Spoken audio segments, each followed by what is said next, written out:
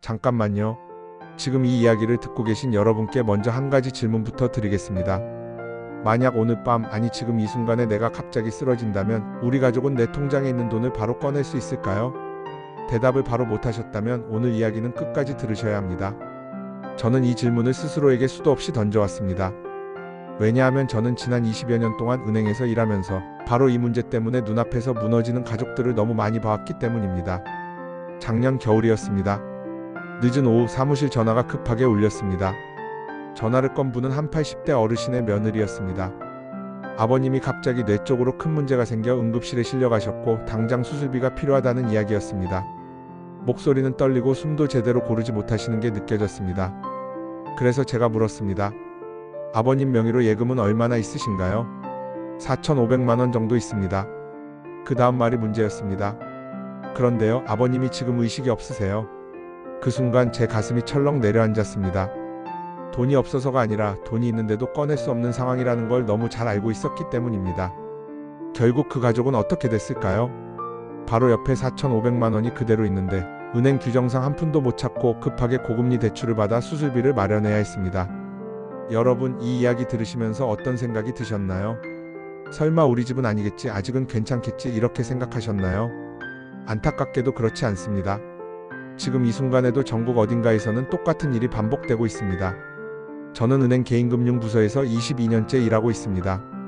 처음에는 창구에서 시작했고 지금은 주로 시니어 고객분들의 자산관리 상담을 맡고 있습니다. 그동안 수천 분의 어르신을 만나 뵈었습니다. 그 과정에서 아주 분명하게 반복되는 문제가 있었습니다. 시니어분들이 겪는 금융 문제는 거의 예외 없이 세 가지로 모아집니다. 첫째, 응급 상황이 생겼을 때 가족이 내 돈을 전혀 쓰지 못하는 문제. 둘째, 본인도 모르는 사이에 내 돈이 휴면 계좌로 잠들어 버리는 문제. 셋째, 사망 후 복잡한 상속 절차 때문에 가족들이 몇 달, 길게는 1년 가까이 고생하는 문제입니다. 더 안타까운 건 이 세 가지 모두 미리 알았더라면 충분히 막을 수 있었다는 사실입니다. 오늘은 이 이야기를 차근차근 풀어보려고 합니다. 어렵게 설명하지 않겠습니다. 제가 현장에서 실제로 겪은 이야기, 그리고 지금 당장 실천할 수 있는 방법 위주로 말씀드리겠습니다. 먼저 첫 번째 이야기입니다. 응급 상황에서 내 돈을 가족이 전혀 쓰지 못하는 문제입니다. 작년 봄이었습니다. 69살 박경희 어머님이 은행에 들어오셨습니다. 얼굴이 하얗게 질려 있었고 손은 계속 떨고 계셨습니다. 남편분이 갑자기 심장 쪽으로 큰 이상이 생겨 중환자실에 계신 상황이었습니다. 당장 치료비로 800만 원이 필요했는데 남편 명의 통장에는 5천만 원이 있었습니다. 문제는 단 하나였습니다. 어머님은 그 돈에서 단 한 푼도 인출할 수 없었습니다. 어머님이 제 손을 꼭 잡고 이렇게 말씀하셨습니다. 선생님, 50년을 같이 산 부부인데 왜 제 남편 돈을 제가 못 찾나요? 이 질문 앞에서 매번 마음이 무너집니다. 하지만 현실은 냉정합니다. 은행은 가족이라는 이유만으로 돈을 내줄 수 없습니다.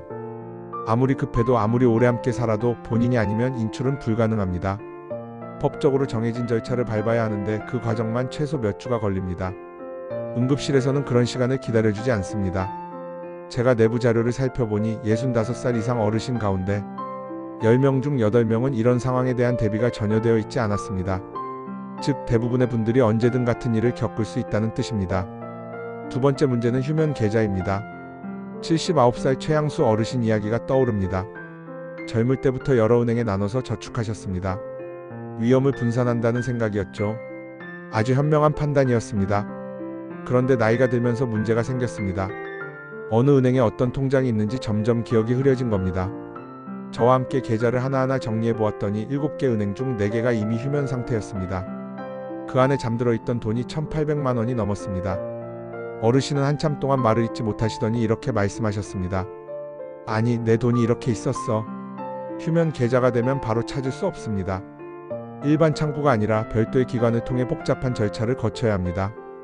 무엇보다 더 큰 문제는 많은 분들이 휴면 계좌가 있는지도 모른 채 세상을 떠나신다는 점입니다. 현재 우리나라 전체 금융권에 잠들어 있는 휴면 자금이 10수조 원에 달합니다.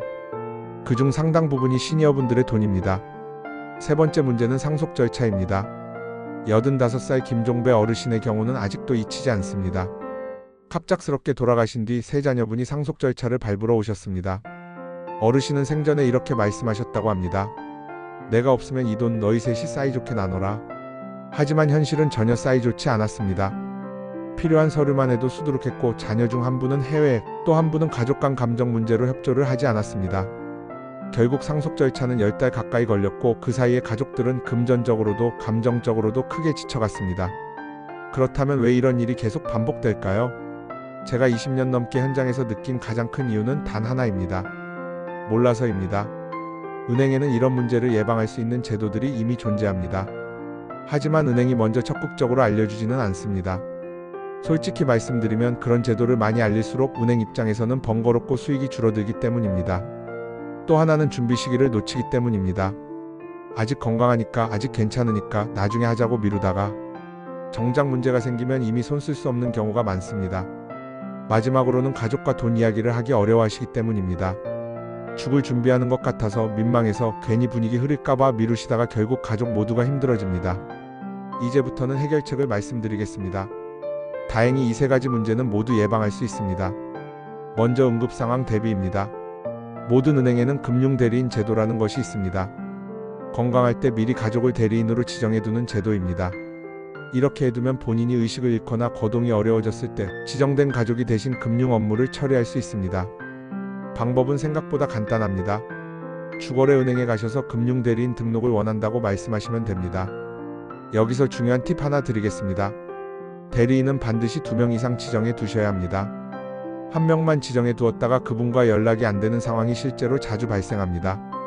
두 번째, 휴면 계좌 문제는 통합계좌 조회로 해결할 수 있습니다. 금융 관련 공식 사이트에서 본인 인증만 하면 전국 모든 금융기관의 계좌를 한 번에 확인할 수 있습니다. 휴면 계좌까지 모두 나옵니다. 세 번째, 상속 문제는 가족 신탁 제도를 통해 정리할 수 있습니다. 생전의 재산을 미리 맡기고 사후 분배 방식을 명확히 정해두는 제도입니다. 이렇게 하면 사망 신고 후 바로 지급이 가능하고 가족 간 분쟁도 크게 줄어듭니다. 마지막으로 꼭 알려드리고 싶은 시니어 전용 혜택이 있습니다. 65살 이상이면 받을 수 있는 우대 금리, 수수료 면제, 무료 자산 상담, 보안 강화 서비스입니다. 이것만 제대로 챙겨도 매년 적지 않은 돈을 아낄 수 있습니다. 제가 드리고 싶은 마지막 말씀은 이것입니다. 정보는 이미 충분합니다. 이제 필요한 건 실행입니다. 오늘 이 영상을 보신 김에 딱 한 가지만이라도 해보시길 바랍니다. 그 한 가지가 나중에 여러분과 가족을 지켜줄 가장 큰 보험이 될 수 있습니다. 오늘도 끝까지 함께 해주셔서 고맙습니다. 다음 시간에도 꼭 알아두셔야 할 이야기로 다시 찾아뵙겠습니다.